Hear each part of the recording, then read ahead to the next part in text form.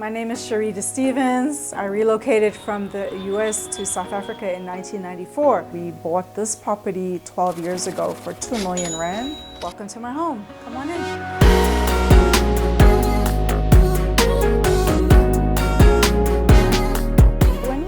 To South Africa in 1994, in August of 1994, the job opportunity that presented itself was actually in Johannesburg and not in Cape Town, where most of our extended family live.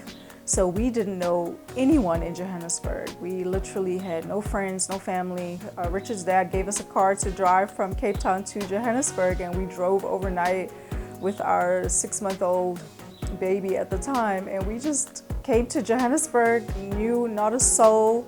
We lived in some company housing for a couple of months, but shortly after that, we purchased our first home, October of 1994. That was a time we were only just, and I say allowed because the law of the land stated prior to that we actually couldn't buy in certain neighborhoods. We were obligated or forced by law to buy in certain areas. So when we bought our first house, I was 23 and Richard was 28. The Black people could not buy in that neighborhood. So you had to actually open up a company, what we call a CC or closed corporation or a trust. And they could only buy through those types of mechanisms in certain areas because of the laws that existed. This is my entrance hall. In South Africa, we have what we call sectional title. This would be one of them. Let me take you to my office. Come on down. So this is a duplex, and it's 3 beds, 2 baths, plus a study. There's an office here where I do all of my work from home and share with my husband and partner in the business, Richard. So this is my office where it all happens. I'm going to take you to my kitchen where we have all of our parties and functions and we prepare. So this is the kitchen. With South Africa, we have a lot of sun, so we use solar. We have a solar inverter. We use a gas stove so that we always have power when there isn't any power, which isn't often. So come on through, I'll show you the kitchen, granite tops, gas stove, gas hob, but mostly we're using the gas. Come on down to the dining room. My first impression of South Africa when I arrived in 1994 was that this land is beautiful. The people were friendly. There were opportunities that I could see as an entrepreneur that you could take advantage of. The infrastructure, the roads, the rail, the airlines, just everything was world class to me. This wasn't the Africa that I had a narrative about that, you know, nothing worked or whatever. I just thought this is amazing. There was nothing here that I didn't like. I love the lifestyle. I love the opportunity of being able to stay at home with my son, to be able to stay at home with, now I have 2 sons. Was able to stay at home with both of them. Whereas maybe in America, one of the decisions that we actually made when we decided to move here was that the impression that I had was that I'd have more time to be at home with the children, more time to have freedom of, you know, being able to pick them up after school, drop them in the morning, go to their sporting events, part of their culture, having them learn a little bit more about where their history is as well with their father and grandfather, being, you know, having South African roots. So my first impression was great. I never had any doubt that this is where we were going to live. 31 years later, we've never looked back, and this is permanently home.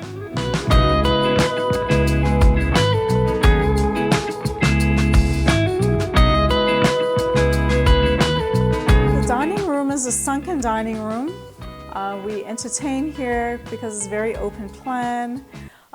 Usually on a sunny day there's lots of light. Today a little bit rainy, but we'll make do. So this is our dining room, which leads into the lounge.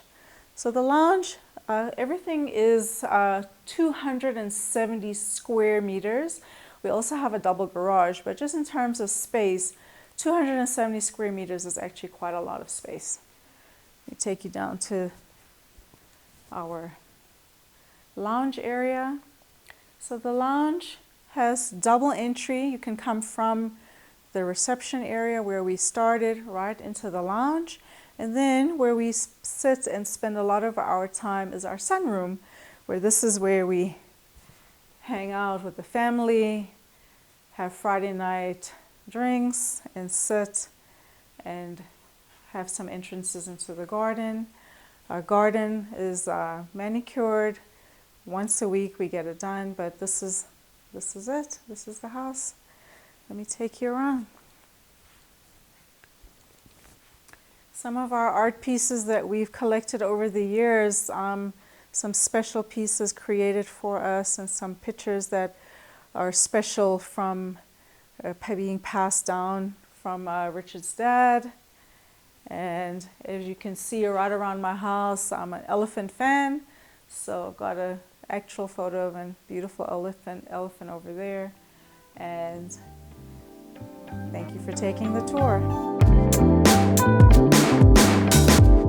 I don't think I thought about it too much at the time, but retrospectively, what I found was that our family was closer, our family was tight-knit, we had a better quality of life than I think I would have had in the US.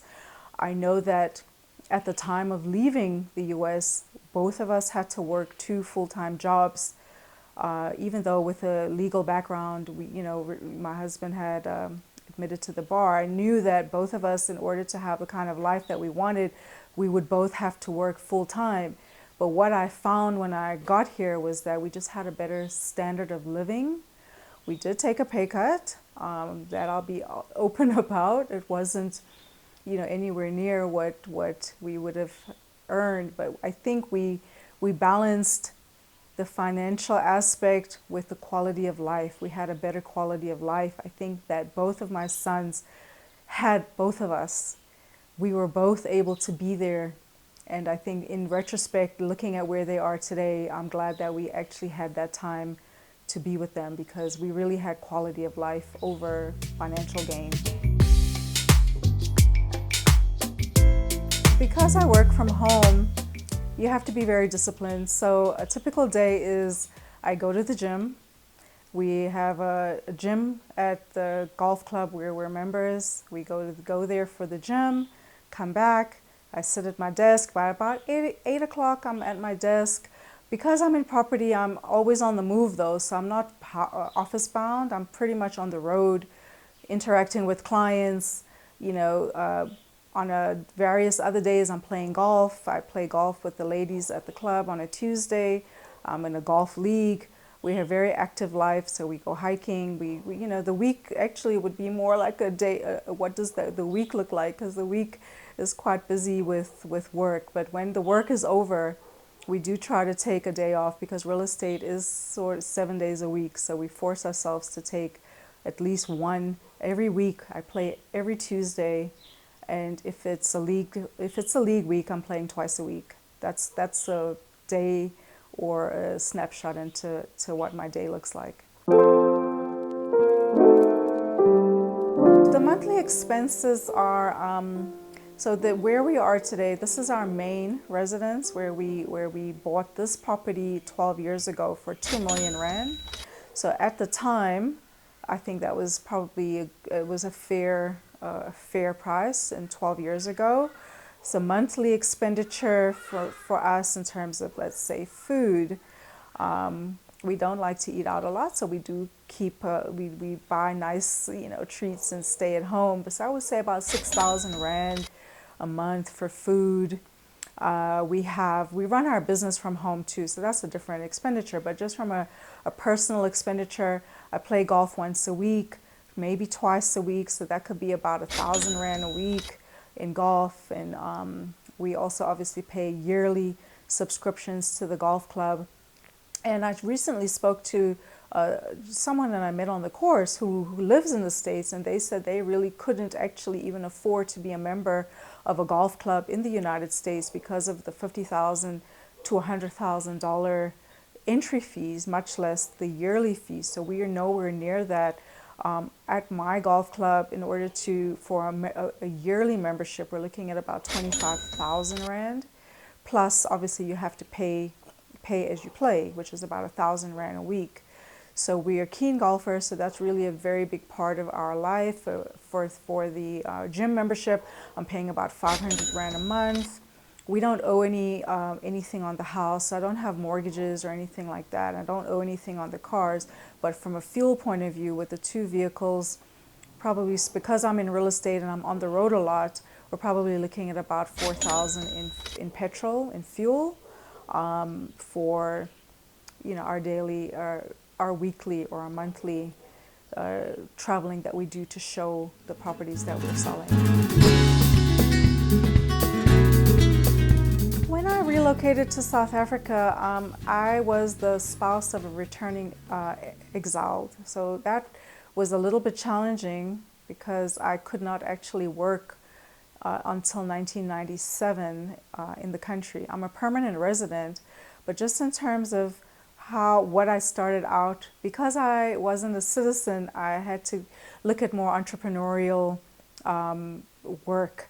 So I've always been in sales. I got my start actually in selling office equipment. I worked for an international company selling office equipment. I was always on the road. That's how I found my way around, getting to know Johannesburg, getting into the car and just driving. So that was one of my first ways that I earned an income. I was a sales rep for office equipment company. And then I don't know, it just was one day I saw that Remax International was in South Africa because they hadn't been because of, sanctions and things like that. And they were back in the country. And I'm like, well, actually, I love architecture. I love homes. I'm always, interested in that. And in 2003, I joined that international franchise and got my start in real estate, which I've actually been in since 2003. So that's for the past 22 years. My business now for the last 14 years is Sherida Properties, and I do sales, rentals, property management, and I consult because a lot of, with the connection that I have, being a US citizen, but also living here, and I'm in property, I think people trust me that they ask a lot of questions and they want to know the process of buying, renting, or even buying investments. So I get a lot of contact about the property part of my business in terms of rentals and sales. I've consulted over about 120 American citizens. They usually want to know the price, what do they need in terms of visas, what is the banking like, what is the process with the attorneys, can they get a bond? So I answer a lot of those questions for my clients looking to come from the US to South Africa to relocate. So Wendy McGee is one of my clients who's relocating to South Africa. Wendy has made the move where she's purchased properties in South Africa, so she's quite experienced. Where we are now is her main residence in Waterfall City. Hello, my name is Wendy McGee, and I currently live in Atlanta, Georgia, in Waterfall City, and I'm from Alabama. I decided in this area because I was working with a friend who lives close by. I looked at polo fields, then I looked at this location, and in the beginning I didn't drive, so I thought coming to Ellipse would be easier because the mall is across the street and the hospital is behind me. I would have everything I needed. And just looking around, it was very new, and I was able to get in and find a place that I was interested in. I wanted a garden apartment because I like to be outside, so this worked out well for me. Coming to South Africa was never in my plan until I came here and fell in love with it. So I purchased the first place to have it when I come, and then Airbnb at the other times. Well, I decided that I didn't want to Airbnb this place, so that's when I bought the other place, because I did want cash flow and to be able to get a lot more money coming in based on if I spent that same amount in the US. So I decided to get a small place over in Brookville, because I knew I could rent it and get steady income, not just Airbnb. And being here, I decided in this area because it's almost like technology central with all of the large companies in both places. Some of the companies I already do work with in the US. And it just made sense, and the ease of coming in and out. And I actually started building a network here, friends that now I call family, and even, you know, for the ease of getting my business done and moving along has been the reason I chose to come here. Because I could have done this in the US, but I felt like it was a perfect time to come to South Africa with the opportunity, especially in technology, here for me. I've been coming to South Africa now for 15 years. So when I came to purchase my properties and start my business, I didn't. But on my first arrival, the only thing I thought about was how hot I was going to be and if I would be welcomed. And happy to say the heat didn't bother me, and the welcoming was heartwarming. And that's what made me continue to come back here. A lot of people do have preconceived notions, but I didn't, except for those two things. And everything exceeds my expectation. And I've shared that with others because it's not what they see on TV. You have to experience it. And it's been amazing for me.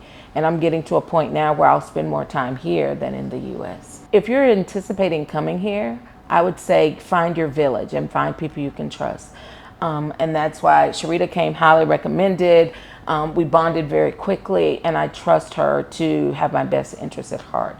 I would just definitely make sure you have your good team, no matter where you're coming from. Someone that has your understand your mission and your vision of what you want to do when you get here. So doing that, it's as they say, having your village to help you move forward and not make the mistakes. There may be mistakes, but having someone that can jump in there with you makes all the difference in the world. Hey Web Nation family, for years we've been sharing stories of diasporans who have relocated from the diaspora and currently living here on the continent of Africa. You guys have been enjoying the episode, saying in the comment section that you want this to be you one day. Why don't we just bring that time to now? We are inviting you to come on a trip with us to South Africa, November 2026. This is going to be an 11-day experience of we visiting cities like Cape Town, Johannesburg. We having experiences like going to the wine lands and actually experiencing South Africa, the people, the food. This is not just a vacation. This is a very well detailed experience that gives you the proper insight on people interested in relocating. The beautiful part about this is we've made it easy for you to come on this trip with us. By you just making a deposit, you get to pay the rest in installment and get yourself on a trip with us to South Africa. Scan the QR code, secure your spot, and see you in South Africa. Now guys, let's get back into the video.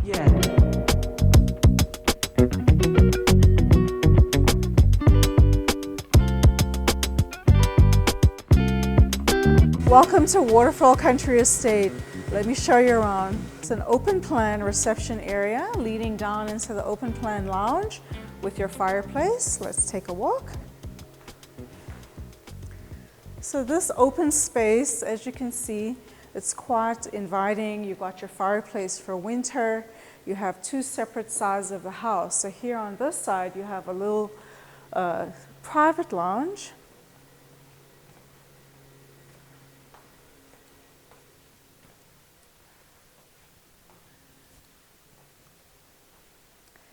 This would be more of like a place for the teens to come, hang out, or have a little space of their own, what we call a TV room. So this is more your informal area where you can come and just hang out and listen to music, watch TV, and you've got your aircon. Very private side of the house as well for the teens. So here's your open plan dining area for your more formal dining, which leads on onto the patio. So the patio has double doors, which they'll open all the way for your entertaining. Very close to the kitchen area as well. Let's take a walk to the kitchen.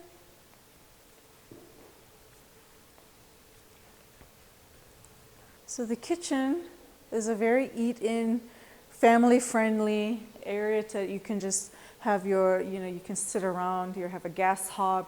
There's also an electric stove, oven. Lots of space for your appliances, and then behind there's a scullery where you have your laundry area.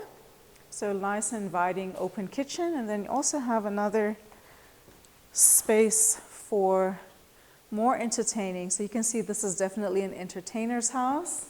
Coming into this space, this is where you can have your braai, and everything opens up. You've got your built-in braai here, and so when you're having a function, all the doors open and you really have quite an inviting space to entertain. So this kitchen space is quite expansive, and you can see where all the finishes are very modern and hidden. And then you have just interesting spaces where you can have your double door fridge and just a nice welcoming space to sit and have your family meals.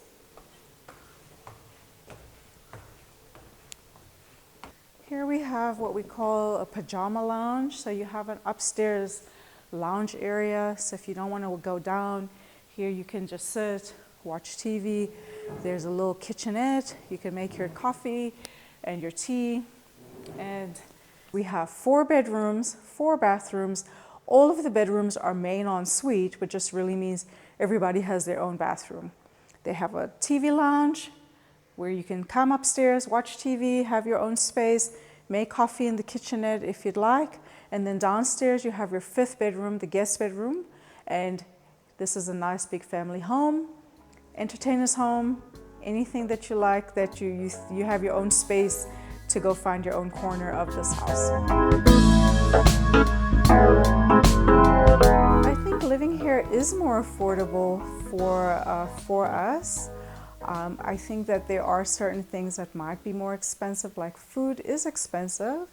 If you want to, eat well, healthcare is expensive.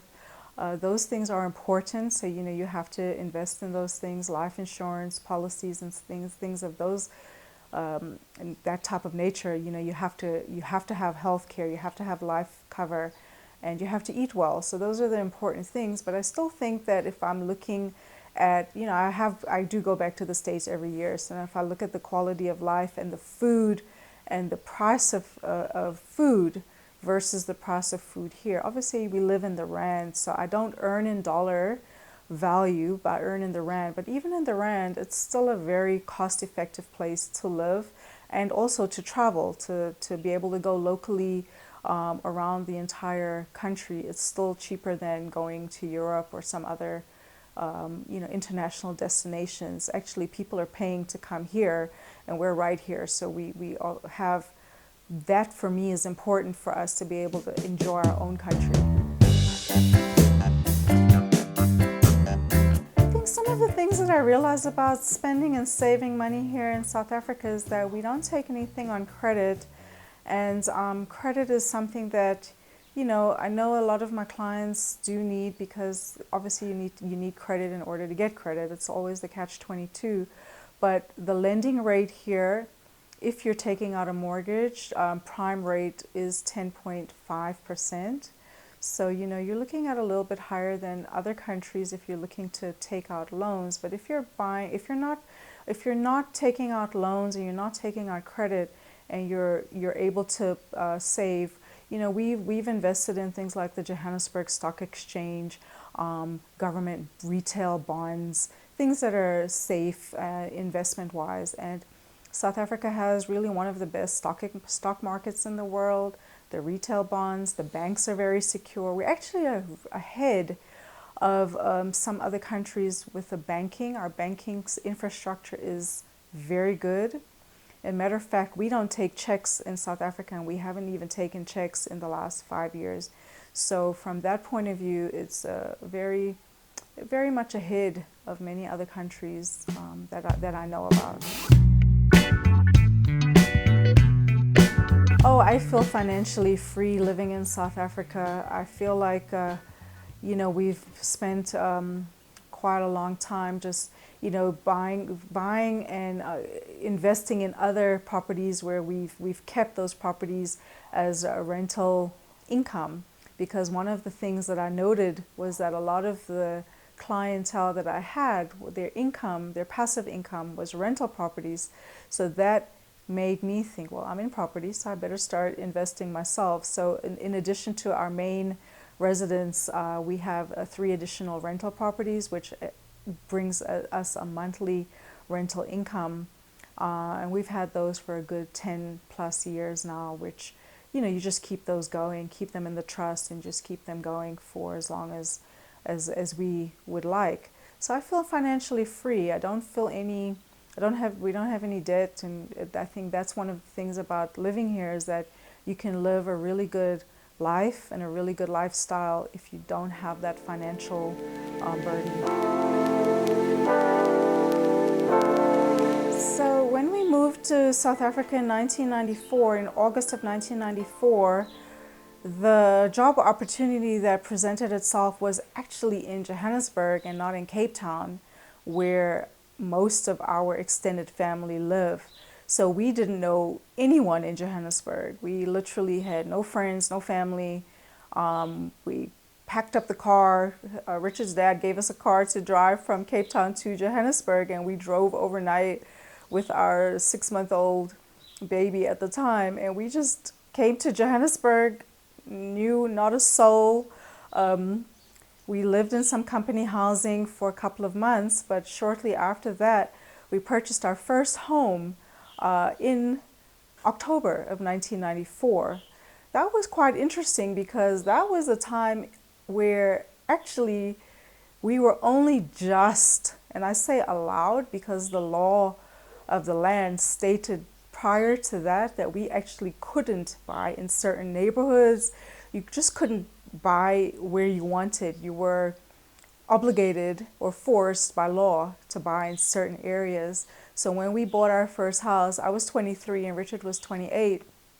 Our neighbors looked a little bit, like, what are you doing here? But the law was the law. We didn't have to go through some people prior to, black people could not buy in that neighborhood. So you had to actually open up a company, what we call a CC or closed corporation or a trust, and they could only buy through those types of mechanisms in certain areas because of the laws that existed. But when we chose where we wanted to live, we thought about language because in 1994, Afrikaans was still a very dominant language, and of course I didn't speak Afrikaans. I still don't speak Afrikaans. I've tried to learn some of the other languages in South Africa because we have 11 official languages plus sign language being the 12.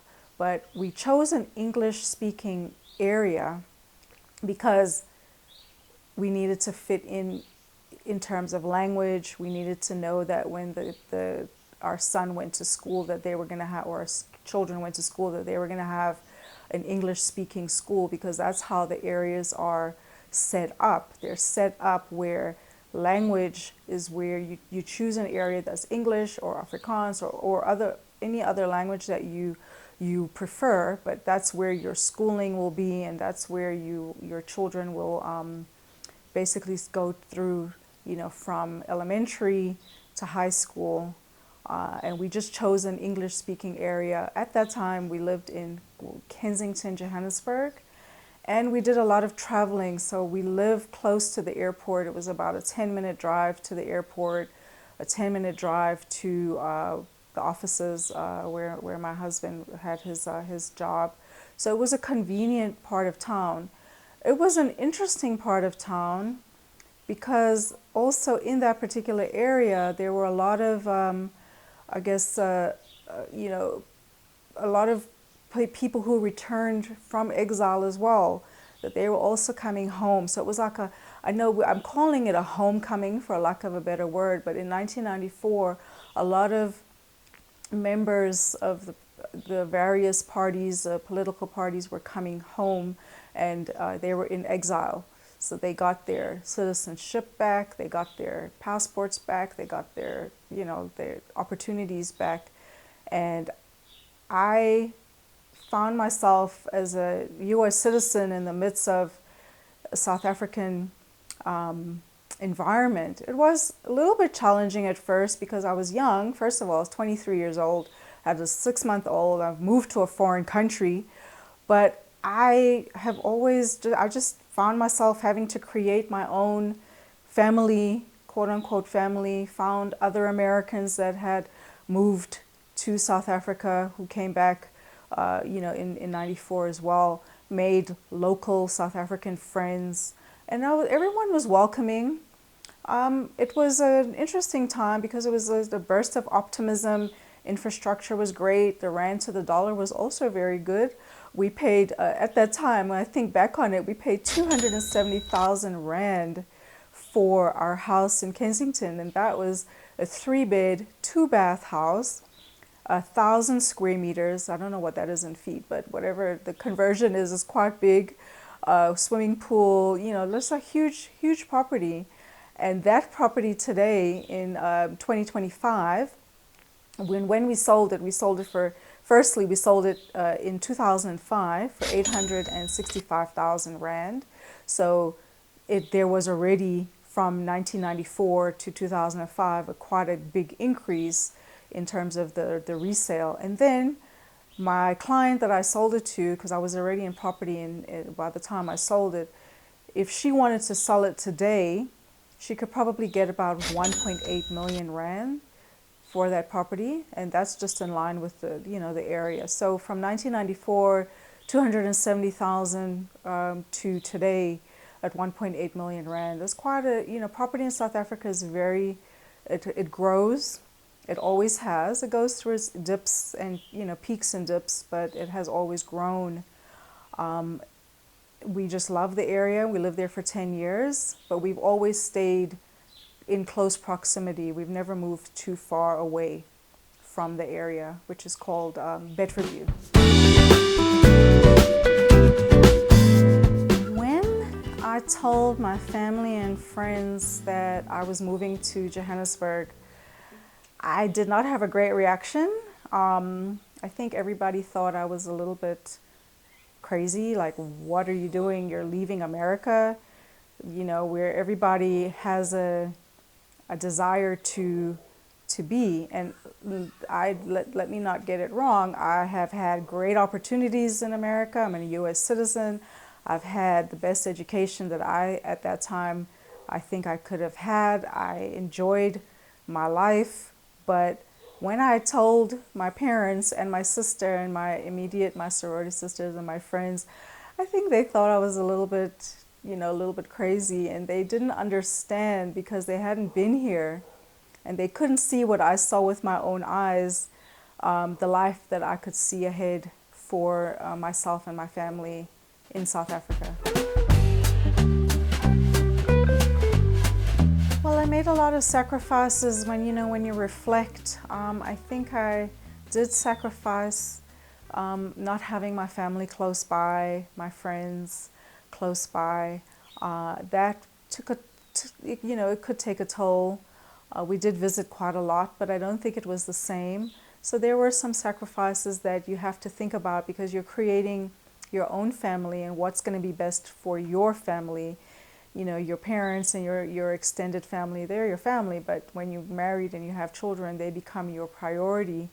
I would say that though, looking back on and reflecting, I feel like I've missed out on, the big occasions that you do miss, the weddings, the big occasions, but I've been fortunate enough to be able to get back to the States and see family and friends quite often. So that's my reflection. It took a bit of doing because you are coming, people hear your accent and it doesn't sound familiar, it doesn't sound South African, and you have to explain, well, why are you here? You have to go through your explanation of why you're here. But we found our own community. We found, as any American, you seek out other Black Americans that you're looking to make your connection with. You find your societies that you get together for Thanksgiving. You try to keep your traditions going, but you also have to integrate with your local communities as well. So we found that at the golfing network, we have a golfing network. Then you have the children's schools, the after school, the different communities in terms of the sport. So that was a way to build our own community. But absolutely, the American societies, and even my sorority, you bring a different, you always gather, and so you always have your community close by. South Africans are very welcoming and very, just the way that they accept everyone. I've just never felt like I wasn't welcome here. They're open and warm and hospitable. I would say those are the things that I've found. When you go to a South African home, you're always welcome. Just the hospitality is what I would say is the best. What I love the most about raising my two sons in South Africa is that they've had world-class education. We were able to send them to private schools. Both of our sons went to all-boys private school. They were able to play golf, play water polo. They were able to go to chess, debate, whatever there was, whatever opportunities. They had it all. They just had so much they had so much on offer. I think much more than probably what we had when we were in high school, but just the opportunities that we had after high school, that they went to the #1 university on the continent, which is the University of Cape Town. The education in South Africa is one of the best in the world. The educators, the lecturers, today I have a 31-year-old son and one who's 29, about to turn 30. Both of our sons are chartered accountants. Both of our sons are chartered financial analysts. One lives overseas, one lives in Cape Town, but they've had just a lifestyle of opportunity that we don't know if we would have been able to provide for them had we stayed in the States.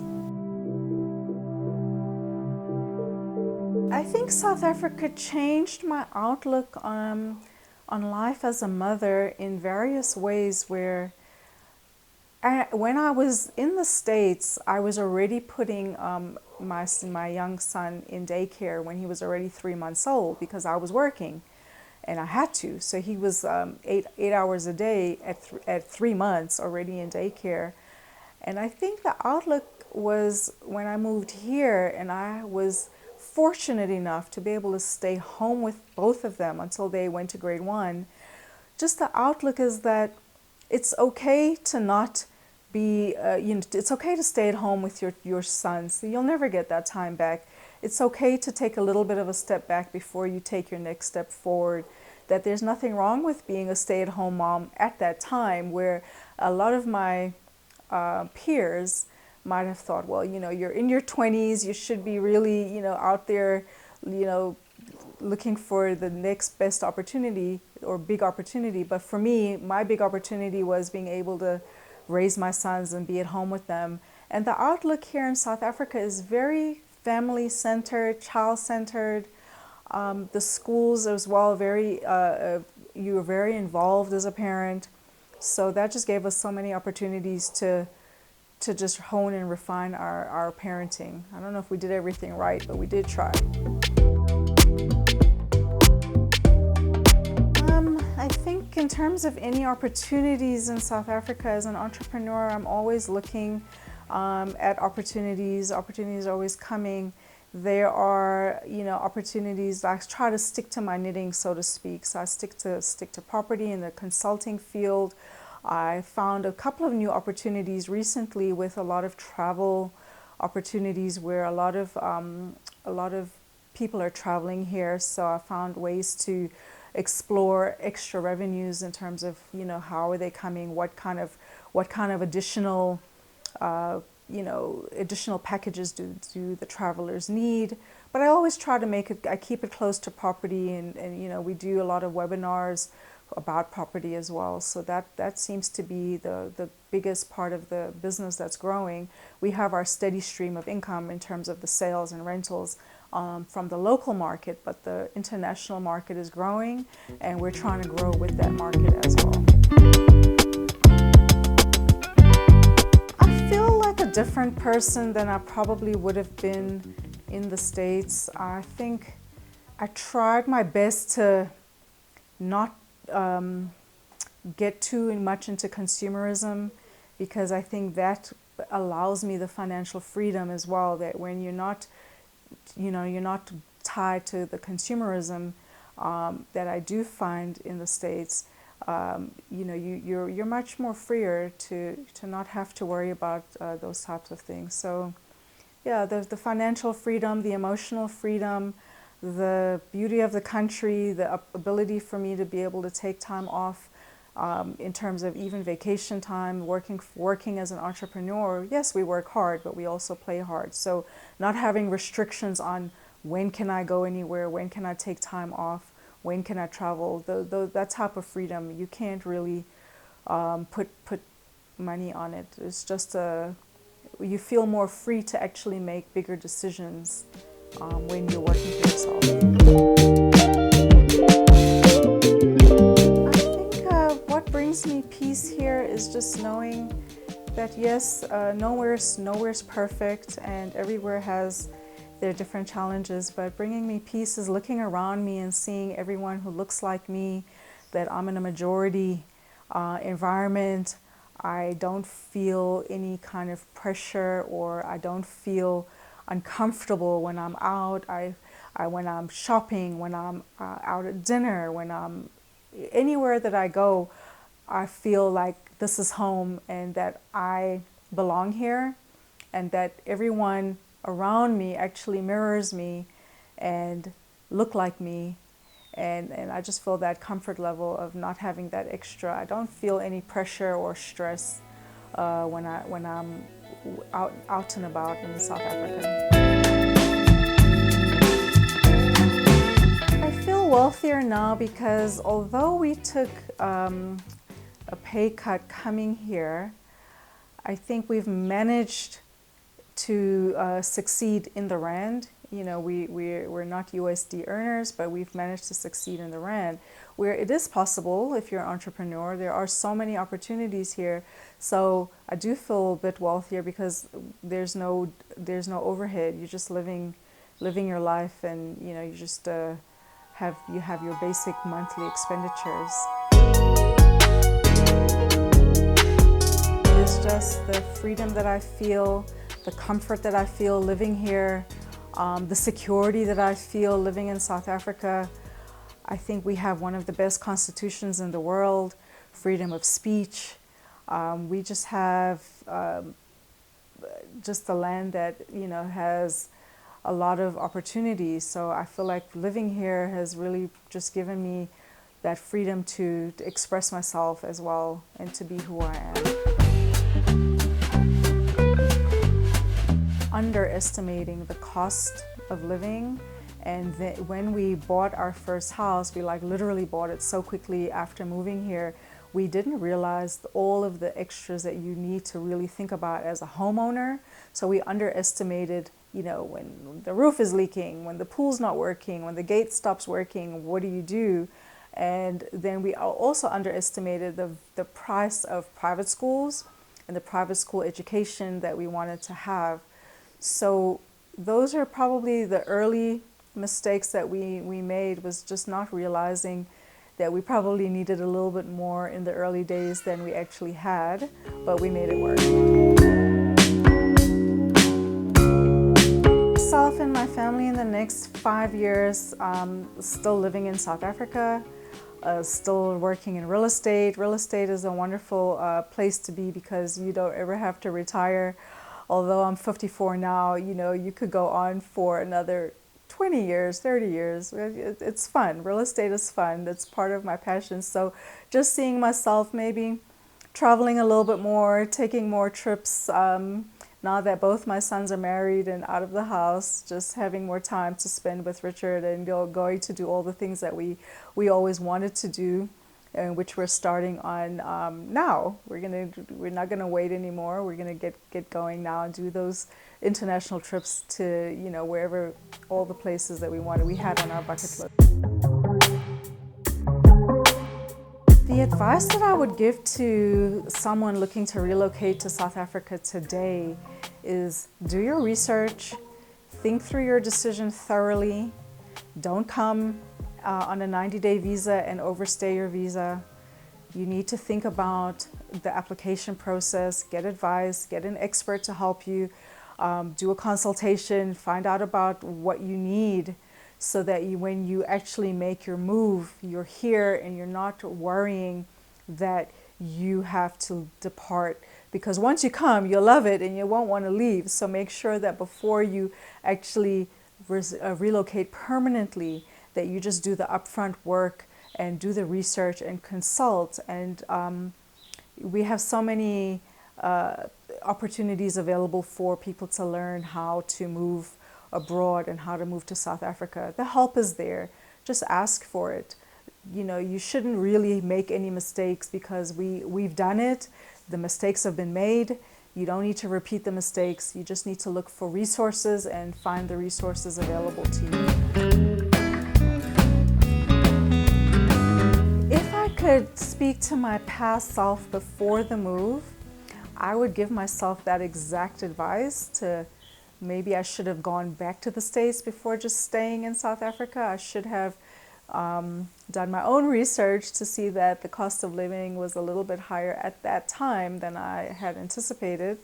I would have gone back and come back as an expat instead of an immigrant, which was the harder way, I think. But those are probably the best things I can think of in terms of telling my old self what advice I would give. Yeah.